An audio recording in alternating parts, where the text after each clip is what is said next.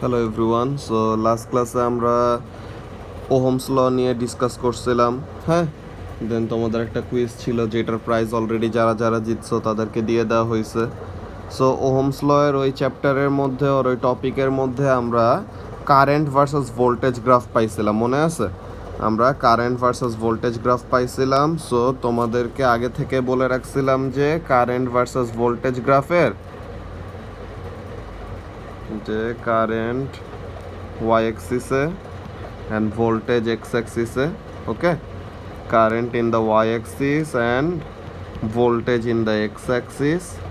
So এমন যদি হয় তো তাহলে আমাদের এই গ্রাফের গ্রেডিয়েন্ট, যে আমরা যদি এখানের মধ্যে একটা গ্রাফ আঁকি,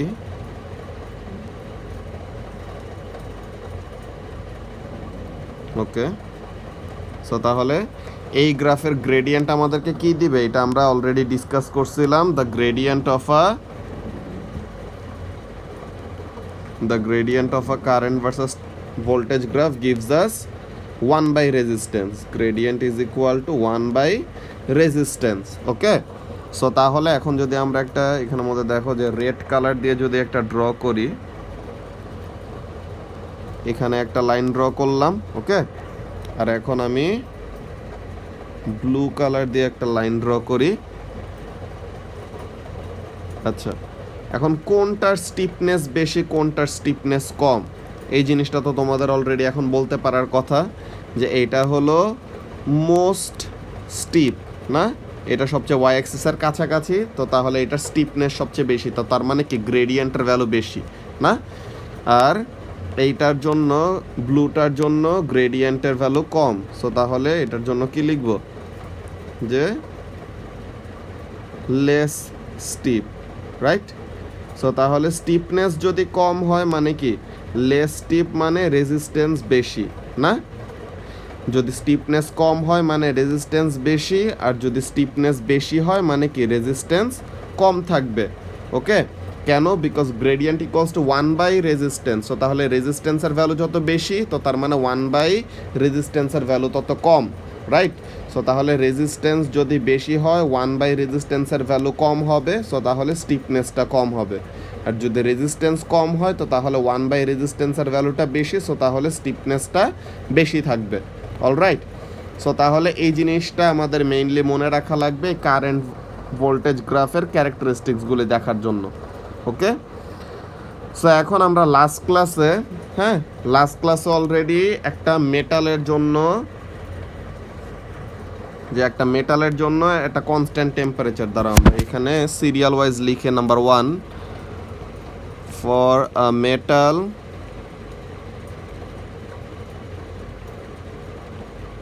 এট কনস্ট্যান্ট টেম্পারেচার কনস্ট্যান্ট থাকলে কি করবে? ওহমস ল ওবে করবে, মানে কি রেজিস্ট্যান্স উইল রিমেইন কনস্ট্যান্ট, তো তার মানে রেজিস্ট্যান্স চেঞ্জ হবে না। ওকে, সো তাহলে for a metal at constant temperature graph কেমন হবে দেখতে ওই জিনিসটা আমরা ড্র করব এখন। ওকে, একটা মেটালের জন্য গ্রাফ কেমন হবে এটা ড্র করব। সো লেটস সি, ওয়াই অ্যাক্সিসে কারেন্ট অ্যান্ড এক্স অ্যাক্সিসে ভোল্টেজ আঁকবো। সো এখন দিস ইজ আওয়ার গ্রাফ। আমাদের গ্রাফটা হবে এমন শেপের। গ্রাফটা আমরা রেড কালার দিয়ে স্কেচ করতেছি। ওকে, সো তাহলে that is what our graph will look like, যে সরি ওয়াই অ্যাক্সিসে কারেন্ট অ্যান্ড এক্স অ্যাক্সিসে ভোল্টেজ। ওকে, ওয়াই অ্যাক্সিসে কারেন্ট অ্যান্ড এক্স অ্যাক্সিসে ভোল্টেজ। সো তাহলে একটা মেটালের যদি কি থাকে টেম্পারেচার কনস্ট্যান্ট থাকে তো তার মানে রেজিস্ট্যান্স কনস্ট্যান্ট, রেজিস্ট্যান্স যদি কনস্ট্যান্ট থাকে তো তার মানে গ্রেডিয়েন্ট চেঞ্জ হবে না। গ্রেডিয়েন্ট চেঞ্জ হবে না মানে কি the graph will be a straight line. So তাহলে এই ব্যাপারটা আমরা এখানের মধ্যে লিখে রাখি যে for a metal at constant temperature, এটা টাইপ করে লিখে ফেলি আমরা তাড়াতাড়ি। ওকে, for a metal at constant temperature,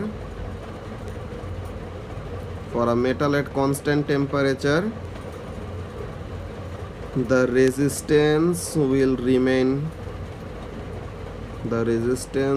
remain constant. so the gradient will also remain constant. The gradient will also remain constant. Okay, so the graph will be a straight line. So the graph will be a straight line. Gradient যেহেতু change হচ্ছে না, so তাহলে এটা কি থাকবে, একটা straight line থাকবে। So এই ব্যাপারটা ছিল আমাদের কিসের, এই ব্যাপারটা ছিল আমাদের মেটাল একটা কনস্ট্যান্ট টেম্পারেচারের জন্য। Okay, so for a metal at constant temperature আমরা জিনিসটা দেখে রাখলাম। এখন নাম্বার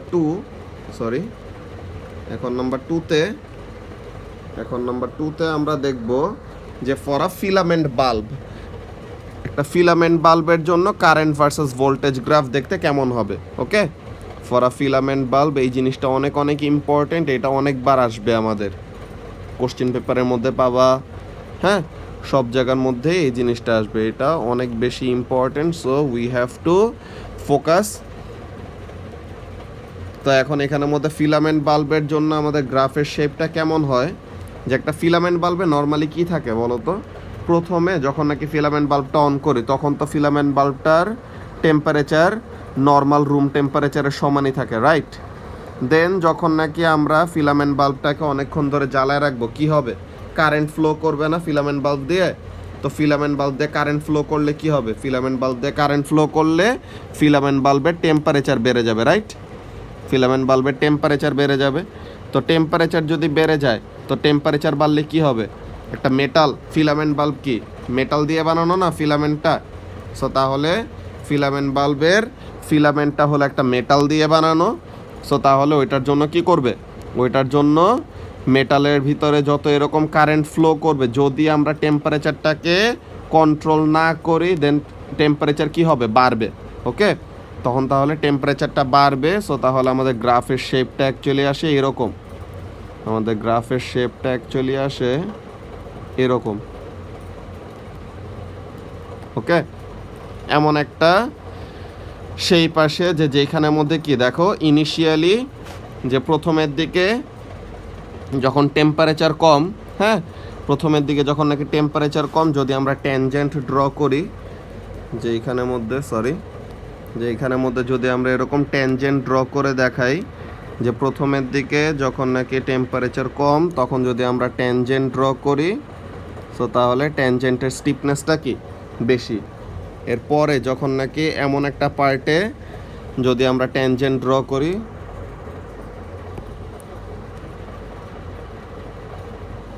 এখানে যদি আমরা একটা ট্যানজেন্ট ড্র করি, এখানে ট্যানজেন্টের স্টিফনেসটা আরেকটু কমে গেল।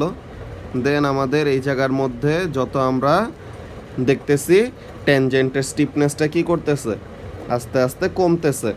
সো তাহলে একটা কার্ভের জন্য আমাদের গ্রেডিয়েন্ট কি হয়, বারবার চেঞ্জ হইতে থাকে। সো প্রথমের দিকে আমাদের স্টিফনেস অনেক বেশি, হ্যাঁ, যে প্রথমের দিকে আমাদের স্টিফনেস অনেক বেশি, তো তার মানে কি রেজিস্ট্যান্স ইজ লোয়ার, প্রথমের দিকে স্টিফনেস বেশি মানে গ্রেডিয়েন্ট বেশি, তো তার মানে কি প্রথমের দিকে রেজিস্ট্যান্স কম। এরপরে যত আমাদের টেম্পারেচার বাড়তেছে তত কি হইতেছে, রেজিস্ট্যান্সটা ইনক্রিজ করতেছে। কেন এটা হয়, এটা তো আমরা লাস্ট ক্লাসে অলরেডি এক্সপ্লেনেশন দিছিলাম, যে মেটালের জন্য কি হয়, যে নর্মালি মেটালের ভিতর দিয়ে কারেন্ট যদি ফ্লো করে আর যদি টেম্পারেচার বাড়ে তখন কি হবে, তখন the metallic lattice will vibrate vigorously. যত টেম্পারেচার বাড়বে তত বেশি ভাইব্রেশন বাড়বে, ভাইব্রেশন যত বাড়বে তত কী করবে, ইলেকট্রনসগুলি বেশি বেশি করে কোলাইড করবে। তো ইলেকট্রনসগুলি যত বেশি কোলাইড করবে তত বেশি রেজিস্ট্যান্স ফিল করবে, রাইট? সো তাহলে এই জিনিসটা হলো রিজন যে কেন একটা current versus voltage graph for a filament bulb এরকম শেপের হয়। ওকে, সো তাহলে আমরা ট্যানজেন্টগুলি ড্র করে দেখাইলাম যে রেজিস্ট্যান্স কোন জায়গায় বেশি কোন জায়গায় কম, এইটা বোঝানোর জন্য যে এই জায়গাটায় রেজিস্ট্যান্স বেশি আর এই জায়গাটায় রেজিস্ট্যান্স কম, এইটা বোঝানোর জন্য আগে এই স্টিফনেস বেশি হলে যে রেজিস্ট্যান্স কম আর স্টিফনেস কম হলে যে রেজিস্ট্যান্স বেশি, এই জিনিসটা বুঝায় আসা হয়েছে। ওকে, সো তাহলে এইখানের জন্য আমরা এখন এক্সপ্লেনেশনটা লেখা শুরু করি যে ফিলামেন্ট বাল্বের কারেন্ট ভোল্টেজ গ্রাফ এরকম দেখতে কেন। ওকে, সো তাহলে let's start. the characteristic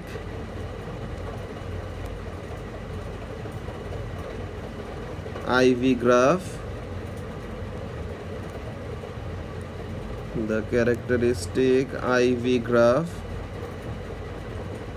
for a filament bulb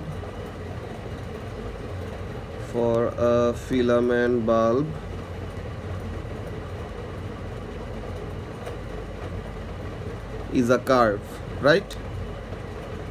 Is a curve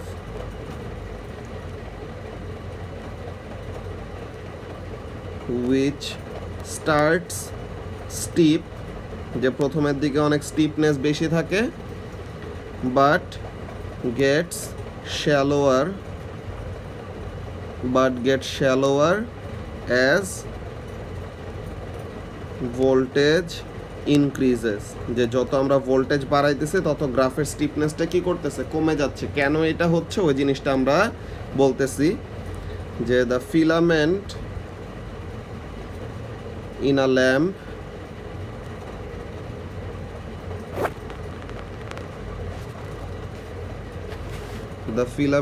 lamp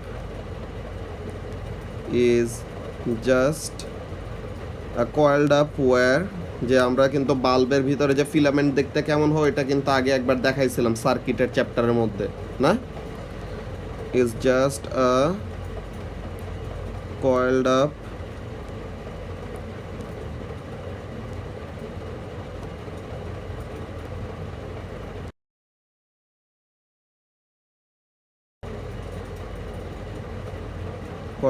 length of wire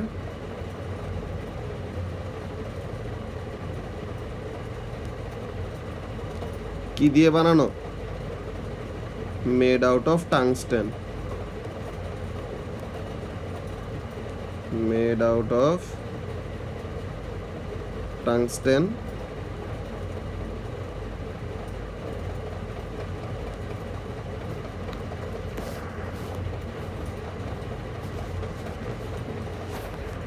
made out of tungsten, okay? So তাহলে it does not obey Ohm's law, it does not obey Ohm's law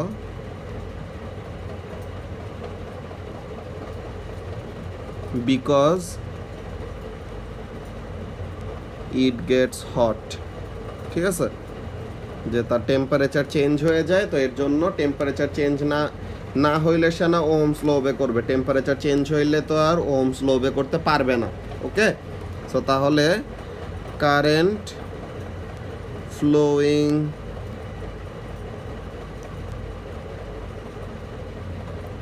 through the lamp increases the temperature, যে heating effect of current পড়ছিলাম যে কিভাবে কারেন্টের জন্য temperature বাড়ে, যে current flowing through the lamp increases the temperature due to heating effect of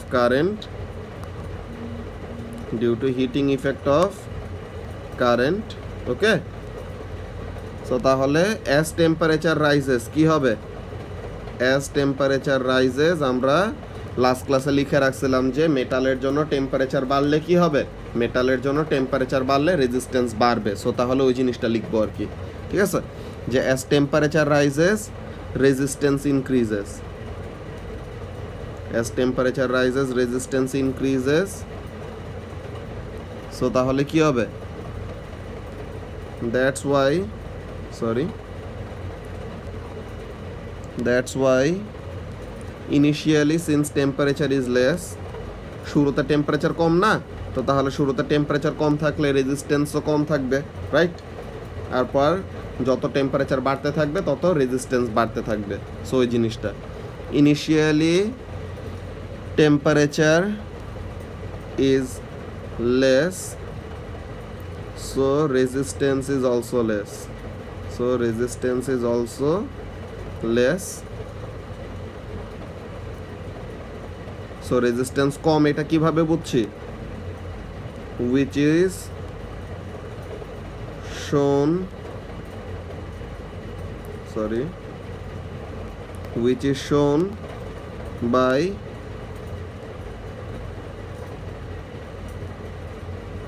steep curve, যে প্রথমের দিকে আমাদের কার্ভের স্টিপনেসটা কি থাকে, বেশি থাকে। সো স্টিপনেস বেশি মানে গ্রেডিয়েন্ট বেশি, গ্রেডিয়েন্ট বেশি মানে resistance com, because gradient equals two কি 1 বাই রেজিস্ট্যান্স। ওকে, সো এখন এই জিনিসটা, সো এখন আমরা কি বলবো এরপরে, অ্যাজ কারেন্ট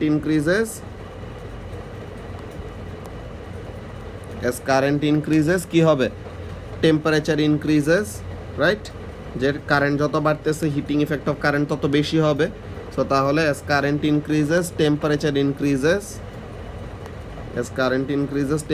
ইনক্রিজেস, সো তাহলে সো রেজিস্ট্যান্স অলসো ইনক্রিজেস, যে কারেন্ট বাড়লে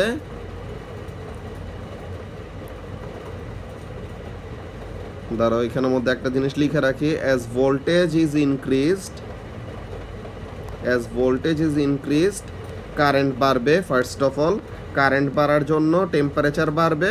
ওকে, কারেন্ট বাড়ার জন্য টেম্পারেচার বাড়বে, আর টেম্পারেচার বাড়ার জন্য কি হবে, আর টেম্পারেচার বাড়ার জন্য তখন রেজিস্ট্যান্স বাড়বে। ওকে, সো তাহলে কারেন্ট কি করতেছে, কারেন্ট নিজের সমস্যা নিজেই ক্রিয়েট করতেছে। ওকে, যে কারেন্ট বাড়তেছে দেখে টেম্পারেচার বাড়তেছে, টেম্পারেচার বাড়তেছে দেখে রেজিস্ট্যান্স বাড়তেছে। সো রেজিস্ট্যান্স যে বাড়তেছে এটা আমরা কিভাবে বুঝতেছি, গ্রাফ দেখে এটা আমরা বুঝতেছি, গ্রাফটা যে পরের দিকে কি হয়ে যেতেছে, শ্যালো হয়ে যেতেছে, which is shown by shallow curve, যে লাস্টের দিকে এসে শ্যালো হয়ে যাইতেছে না। সো তাহলে ওই জিনিসটা। ওকে, সো তাহলে this is what was the explanation about filament bulb. যে ফিলামেন্ট বাল্বের জন্য আমাদের এক্সপ্লেনেশনটা হলো এইটা। এই জিনিসটা আমাদের অনেক ভালো মতো বুঝতে হবে। যে ফার্স্ট অফ অল এটা তোমাদের জন্য আরেকবার এক্সপ্লেন করি, যে প্রথমের দিকে ফিলামেন্ট বাল্বের টেম্পারেচার কম। তো টেম্পারেচার কম মানে টাংস্টেনের মধ্যে যে মেটালগুলি আছে তাদের ল্যাটিস ভাইব্রেশন কম। সো তাহলে ইলেকট্রনগুলি কম কম কোলাইড করবে। কিন্তু যত ভোল্টেজ বাড়াবো তত কারেন্ট বাড়বে, অ্যান্ড ভোল্টেজ বাড়াইতেছে দেখে কারেন্ট বাড়তেছে। এখন কারেন্ট বাড়তেছে দেখে কি হইতেছে, হিটিং ইফেক্ট অফ কারেন্ট হইতেছে। হ্যাঁ, যে কারেন্ট বাড়তেছে দেখে হিটিং ইফেক্ট অফ কারেন্ট হইতেছে। তো হিটিং ইফেক্ট অফ কারেন্টের জন্য কি হবে, হিটিং ইফেক্ট অফ কারেন্টের জন্য টেম্পারেচার বাড়বে। তো হিটিং ইফেক্ট অফ কারেন্টের জন্য যদি টেম্পারেচার বাড়ে তখন কি হবে, টেম্পারেচার বাড়লে ল্যাটিস ভাইব্রেশন বাড়বে। তো ল্যাটিসগুলি যদি বেশি রেটে ভাইব্রেট করে, সো তাহলে ইলেকট্রনগুলি বেশি বেশি করে ল্যাটিসের সাথে কোলাইড করবে। তো যত বেশি ওই ল্যাটিসের সাথে কোলাইড করবে তত বেশি রেজিস্ট্যান্স ফিল করবে। তো তার মানে current is bringing its own demise in this case. So তাহলে এই জিনিসটা ছিল আমাদের ফিলামেন্ট বাল্বের জন্য। আই হোপ তোমাদের সবার ক্লিয়ার হয়ে গেছে যে একটা ফিলামেন্ট বাল্বের জন্য আমাদের গ্রাফের শেপটা এরকম কেন। ওকে, সো তাহলে এইটার পর আমাদের এর পরের যে এক্সপ্লেনেশনটা আছে, এর পরের এক্সপ্লেনেশনটা হলো 3 নাম্বার, যে ফিলামেন্ট বাল্ব আমাদের সেকেন্ডটা ছিল না, এখন 3 নাম্বার। এটা তোমাদের স্টুডেন্ট বুকে নাই, ফর থার্মিস্টর। ওকে, যে থার্মিস্টরের ব্যাপারটা কিন্তু উল্টা। কেন উল্টা এই জিনিসটা তোমাদেরকে আমি বলছিলাম যে ইহাব খুললে, হ্যাঁ, ইহাব যখন নাকি ইন পার্সন ক্লাসগুলি শুরু হবে তখন আমরা থার্মিস্টরের এক্সপ্লেনেশনটা বলবো। এমনিতে কয়জন আমাকে জিজ্ঞাসা করছিল ইনবক্সে, আমি আলাদা করে বলে দিছি যে কেন থার্মিস্টরের জন্য টেম্পারেচার বাড়লে রেজিস্ট্যান্স কমে যায়। হ্যাঁ, কেন থার্মিস্টরের জন্য টেম্পারেচার বাড়লে রেজিস্ট্যান্স কমে যায় ওই জিনিসটা এক্সপ্লেন করছি যে যে আমাকে ইনবক্সে জিজ্ঞাসা করছো। ওকে, মেইনলি এই জিনিসটা আমরা ইহাব খোলার পর, হ্যাঁ, মেইনলি এই জিনিসটা আমরা ইহাব খোলার পর দেন এক্সপ্লেন করব। অলরাইট, সো তাহলে থার্মিস্টরেরটার জন্য এখন আমরা এটা স্কিপ করতেছি, যে এটার এক্সপ্লেনেশনটা এটা আমরা পরে করব। এই যেগুলো স্কিপ করতেছে এগুলো জিনিস কিন্তু ভালো মতো নোট ডাউন করে রাখবা। ওকে, যেগুলো স্কিপ করতেছে এগুলো ভালো মতো নোট ডাউন করে রাখবা, যেন পরে আমাকে বলতে পারো আর মনে করায় দিতে পারো যে এই জিনিসগুলো অ্যাকচুয়ালি এখনও বাকি ছিল। সো তাহলে এইগুলো যেন শেষ করে দেওয়া হয়। এখন আজকে আমরা নতুন একটা ডিভাইসের নাম শিখব ডায়োডস। হ্যাঁ, এখন একটা ডায়োড কি কাজ করে তোমরা একটা টাইপের ডায়োডের সাথে সবাই হ্যাবিচুয়েটেড, নামও জানো, শর্ট ফর্মটা জানো, এলইডি। তোমরা নাম বলো না একটা এলইডি? তো এলইডি হলো একটা ডায়োড। এটার ফুল ফর্ম কি? এলইডির ফুল ফর্ম হলো লাইট এমিটিং ডায়োড। ই দিয়ে এমিটিং আর ডি দিয়ে হলো ডায়োড। ওকে, তো এখন এলইডি বাল্ব আর এলইডি লাইট তোমরা যেটাই বলো। সো এখন এই ডায়োডের অ্যাকচুয়ালি কাজটা কি? হ্যাঁ, ডায়োডের অ্যাকচুয়ালি সার্কিট সিম্বল কেমন, যে ডায়োড একটা আর এলইডি আর একটা, তাদের দুজনের সার্কিট সিম্বল আলাদা। সো এখন সার্কিট সিম্বলস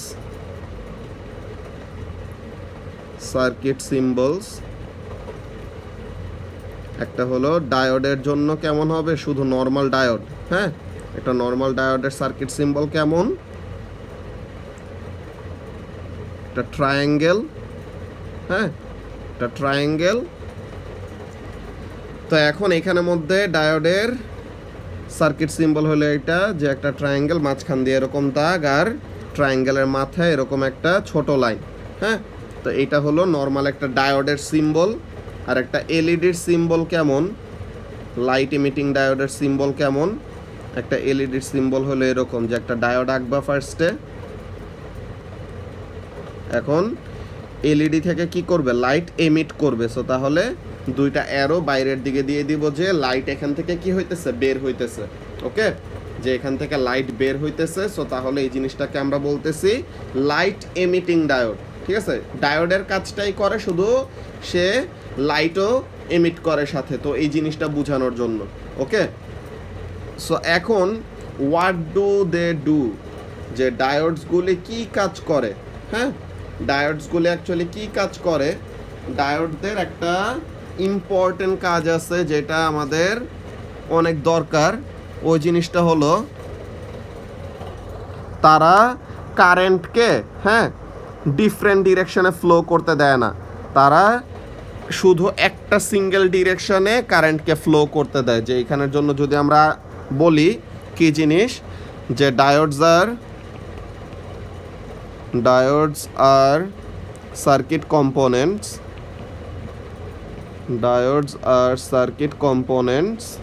যারা কি করে, which only lets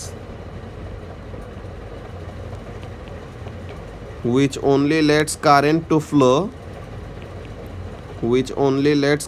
to flow in one direction, যে তারা শুধু কি করে, কারেন্টকে একটা ডিরেকশনে ফ্লো করতে দেয়। কোন ডিরেকশনে ফ্লো করতে দেয়, এই যে তাদের অ্যারোটা যেই ডিরেকশনে দেওয়া না, এই যে অ্যারোটা যেই ডিরেকশনে দেওয়া, কারেন্টকে শুধু ওই দিকে ফ্লো করতে দিবে।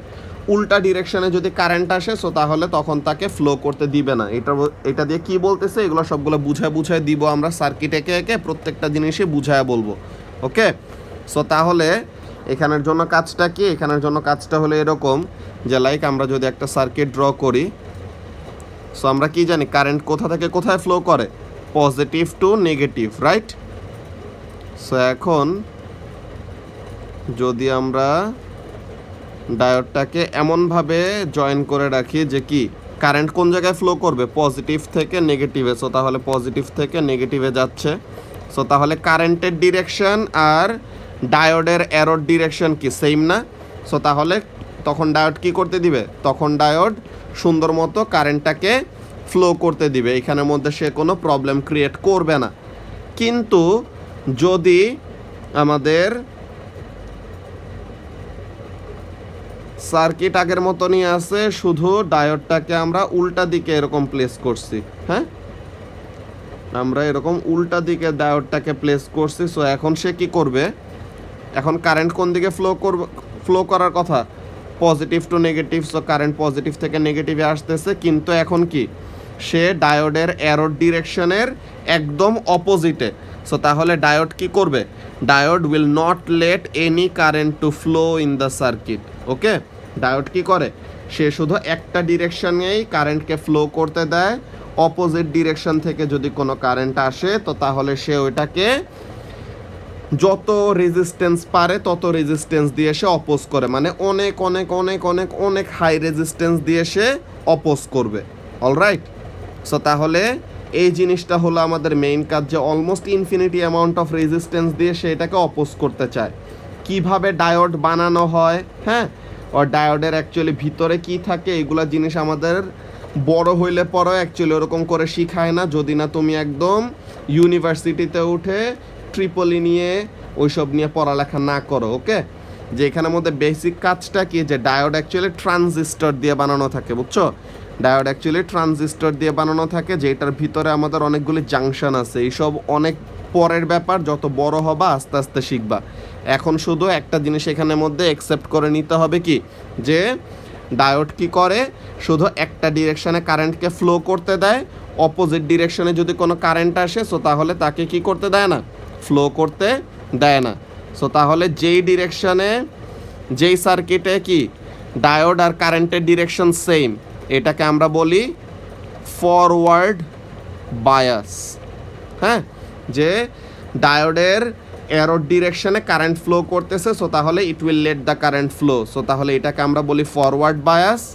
আর ডায়োডের অ্যারো ডিরেকশন আর কারেন্টের ফ্লোয়ের ডিরেকশন যদি অপোজিট হয় সো তাহলে এটাকে আমরা কি বলি, এটাকে আমরা বলি রিভার্স বায়াস, যে উল্টা ডিরেকশনে। সো তাহলে এখানে কি করতে দিবে না, it will not allow any current to flow in the opposite direction.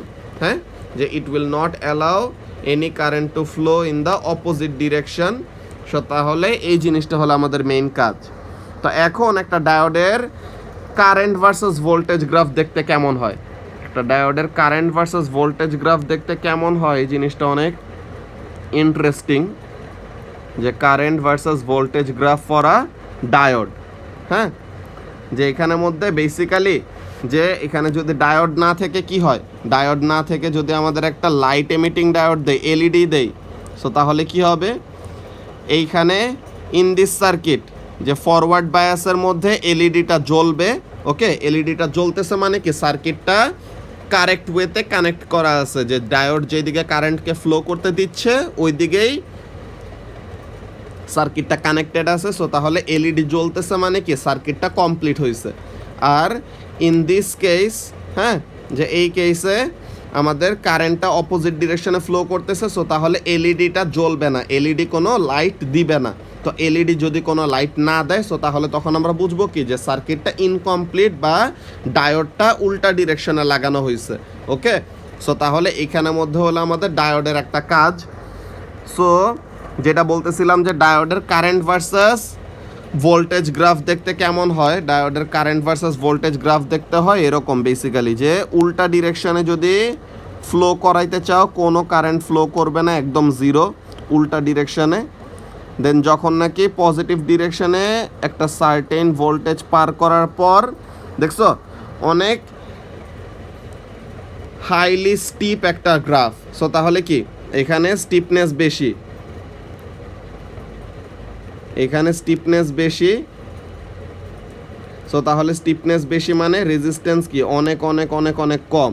So তার মানে ফরওয়ার্ড ডিরেকশনে, যে ফরওয়ার্ড বায়াসের সময়, হ্যাঁ, যে ফরওয়ার্ড বায়াসের সময় কি এই জায়গাটা, যে ফরওয়ার্ড বায়াসের সময় স্টিপনেস অনেক কম, মানে কি বলে স্টিপনেস অনেক বেশি মানে রেজিস্ট্যান্স অনেক কম। আর এইটা হলো আমাদের কি, এটা হলো আমাদের রিভার্স বায়াসের সময়। রিভার্স বায়াসের সময় কি হইতেছে, রিভার্স বায়াসের সময় আমাদের কারেন্টের ডিরেকশন হলো ডায়োডের অ্যারোর অপোজিট ডিরেকশনে। হ্যাঁ, যে কারেন্টের ডিরেকশন হলো ডায়োডের অ্যারোর অপোজিট ডিরেকশনে। সো তাহলে ডায়োড কি করতে দিবে না, ওই ডিরেকশনে কোনো কারেন্ট ফ্লো করতে দিবে না। হ্যাঁ, যে এইগুলা জিনিস আমরা কোন জায়গায় ইউজ করি, একটা এক্সাম্পল তোমাদেরকে বলি, যে ওয়্যার আর ডায়োডস ইউজড, ওয়্যার আর ডায়োডস ইউজড, ডায়োডস আমাদের কোথায় ইউজ করা হয়, একটা সবচেয়ে প্রমিনেন্ট একটা example, two convert alternating current to direct current. হ্যাঁ, যে অল্টারনেটিং কারেন্টকে ডিরেক্ট কারেন্টে কনভার্ট করার জন্য আমরা কি ইউজ করি, ডায়োড ইউজ করি। To convert alternating current to direct current. Okay, যে অল্টারনেটিং কারেন্ট থেকে ডিরেক্ট কারেন্টে কনভার্ট করার জন্য আমরা কি ইউজ করি? ডায়োড ইউজ করি। অল্টারনেটিং কারেন্টকে আমরা বলি এসি, আর ডিরেক্ট কারেন্টকে আমরা কি বলি? ডিসি বলি। সো তাহলে এই টাইপ অফ সার্কিট যে অল্টারনেটিং কারেন্টকে ডিরেক্ট কারেন্টে কনভার্ট করে, এমন টাইপের সার্কিটকে বলে রেকটিফাইং, হ্যাঁ, রেকটিফাইং সার্কিট। রেকটিফাই করা মানে কি? রেকটিফাই করা মানে কোনো কিছু আমাদের ঠিক করা, হ্যাঁ, কোনো একটা কিছু কারেক্ট করা। ওকে, সো তাহলে রেকটিফাইং সার্কিট বলে এই জিনিসটাকে। কি কোন জিনিসটাকে? যে অল্টারনেটিং কারেন্টকে সে কি করতেছে? ডিরেক্ট কারেন্টে কনভার্ট করতেছে। ওকে, সো তাহলে this is what we had for this chapter. And already আমরা থার্মিস্টরের জন্য রেজিস্ট্যান্সের সাথে যে টেম্পারেচারের ডিপেন্ডেন্সি ওই জিনিসটা বলছি। দেন একটা লাইট ডিপেন্ডেন্ট রেজিস্টরের জন্য যে এলডিআর পড়ছি না, এলডিআর এর জন্য আমরা কি করছি? এলডিআর এর জন্য আমরা একটা resistance versus light intensity graph দেখতে কেমন হয় ওই জিনিসটা আমরা দেখে রাখছিলাম, রাইট? যে আমাদের ওখানের মধ্যে জিনিসটা কোথায়? এই যে এই গ্রাফগুলা থার্মিস্টরের জন্য, এলডিআর এর জন্য, রাইট? থার্মিস্টরের জন্য, এলডিআর এর জন্য এগুলা জিনিস আমরা অলরেডি পড়ে রাখছি। সো তাহলে আই হোপ তোমাদের এই রিলেটেড কোনো সমস্যা নাই, হ্যাঁ? সো তাহলে this is what we had for this resistance chapter. Okay, এই রেজিস্ট্যান্স চ্যাপ্টারে যা যা ছিল এইসব জিনিস আমরা ডিসকাস করলাম। এখন তোমরা সবাই স্টুডেন্ট বুকটা, হ্যাঁ, তোমরা সবাই স্টুডেন্ট বুকটা রিডিং পড়বা। Read chapter 8 from student book.